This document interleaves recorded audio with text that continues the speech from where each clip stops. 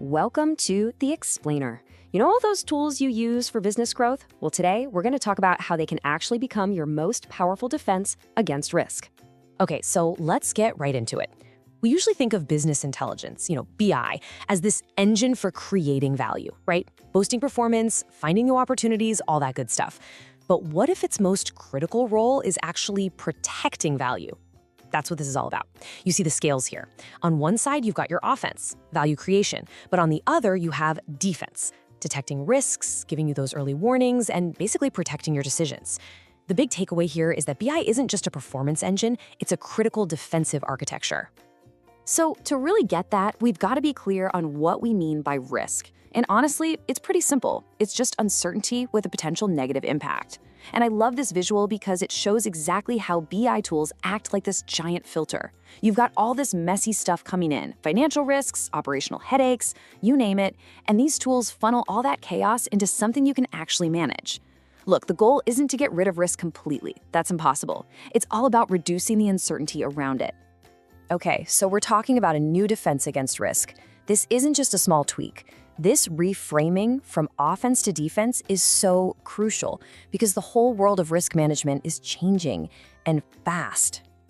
And that evolution of management is really what's making this new defensive posture possible. We're seeing this massive shift in what managers can actually do. We're moving from just reactive reports to real-time intelligence. Think about it. We're finally getting away from just looking in the rearview mirror. And this table just lays it all out so clearly.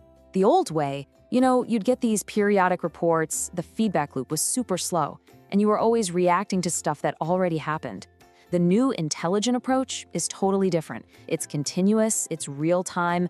We're talking about pattern detection, identifying anomalies as they happen. It lets us explore different scenarios, giving us a much better view of what might be coming down the pike, instead of just cleaning up messes from the past. So these are the 4 stages of intelligence. And it's important to remember, this new approach isn't some single magic tool you can buy. It's more like a spectrum of capabilities, a journey, really. And we call it the risk intelligence continuum. Here it is, the whole continuum laid out. It really maps out the journey of intelligence. You start at the beginning with diagnostic. That's all about understanding what happened in the past. Then you move to predictive, trying to figure out what the future might hold. From there, it's prescriptive, where the system actually suggests what you should do. And finally, you get to agentic, which is where you start to see automated monitoring. Okay, so let's actually walk through these 4 stages one by one.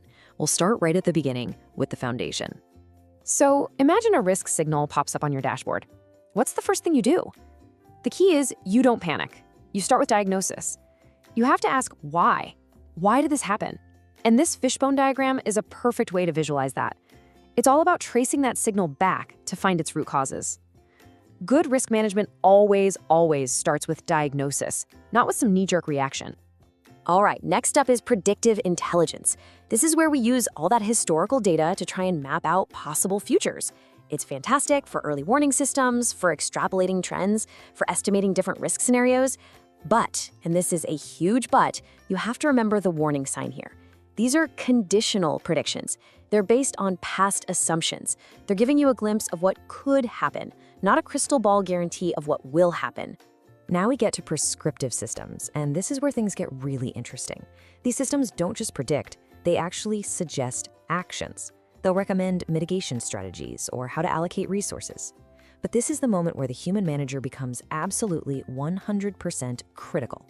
The machine gives you an output, sure, but that output has to pass through a human managerial filter. Someone has to ask, is this feasible in the real world? And, crucially, what are the unintended consequences we're not seeing?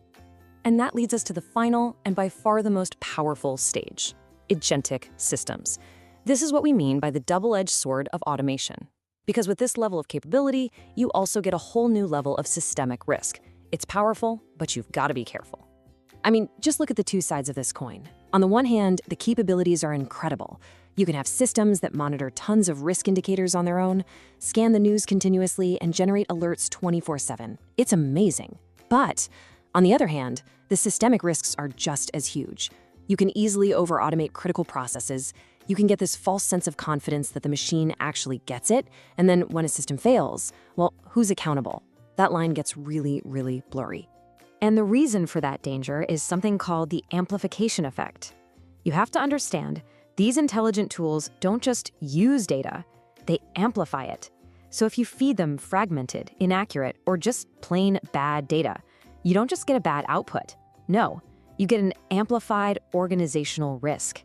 It's the ultimate example of garbage in, garbage out, except now it's more like garbage in, catastrophe out. So the big question is, how in the world do we wield this kind of power responsibly? Well, it all comes down to one person really, the manager. Because this shows why the manager is absolutely irreplaceable. You absolutely have to have a strong architecture of control in place. Think of it as governance. Responsible risk management is built on these 4 pillars, and they are completely non-negotiable. You need clear data ownership, you need to document your assumptions, your outputs have to be auditable, and most important of all, you need constant human oversight. You just can't skip these. And why are those pillars so important? Because at the end of the day, human context is at the absolute center of everything. A machine, no matter how smart, can't define what an acceptable risk is for your organization. It can't balance the complex, messy trade-offs between different stakeholders, and it definitely doesn't understand the nuanced, unwritten rules of your company's culture. That is a fundamentally human job, and that means managers remain ultimately accountable for the decisions. So, what does that mean for you in practice? It means you have to avoid these 3 really common and really dangerous pitfalls. Number 1, don't treat your mathematical models like they're some kind of objective, infallible truth. They're not. They're built on assumptions. Number 2, you can't ignore the uncertainty that is baked into every single system output. And number 3, never, ever, ever delegate your leadership responsibility to a technical tool. That's a huge mistake. Because when these systems go off the rails, and sometimes they will, it's critical to remember this. These are managerial errors, not technical ones. It's a failure of management. Accountability always rests with the person, not with the program. So as you go out and build your own intelligent systems, the final question you need to ask yourself isn't about the data. It's not about the models. It's about you. Your BI system is going to generate all of these signals. The real question is, are you providing the judgment?